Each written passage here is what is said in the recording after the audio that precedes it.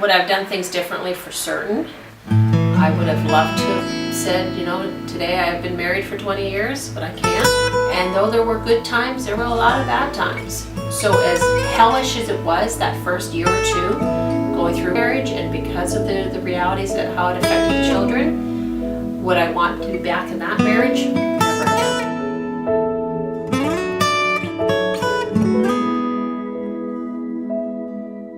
With my lips I will say Hallelujah, and my voice will declare your praise. With my mouth I will sing your tender mercies, your faithfulness. Just as this leaf was a living piece at one point, it's not just refuse, it's me. And it represents how I can still enjoy life, and there is still good, and there is still fun, and that it's not all for loss. This is what I would say, and this is what worked for me, is you sometimes have to divide yourself into two. You've got the practical, everyday stuff you're going to have to do. You're going to have to deal with your children. You're going to have to deal with their schedules. You're going to have to deal with holidays, finances, housing, whatever it is. You're going to have to deal with it. And those are the practical day-to-day stuff. But you also have to consider your own needs as a woman, your emotional needs.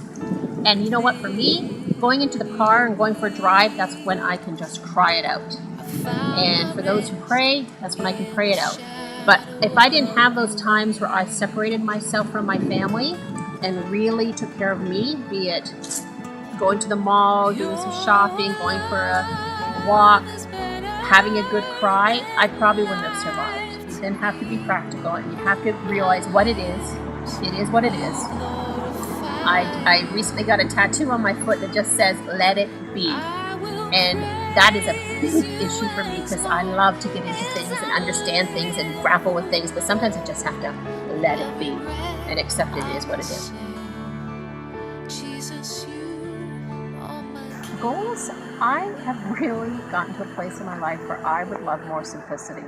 And something I'm thinking about in the next 5-7 years, when Kayla is in her late teens, is being able to set aside money now to eventually purchase like a hobby farm where I have this dream about having alpacas, about having goats. One of the biggest adventures I've had in the last 5 years is setting up a trailer in a campground at this wonderful church camp that we go to every summer, and literally setting up this trailer on my own. That was such a challenge the first year, and I thought to myself, I cannot do this. I need a man. I mean, a man has to do this for me.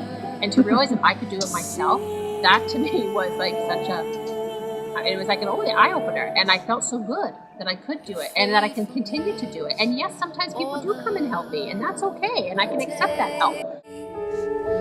Your faithfulness, oh love, my day.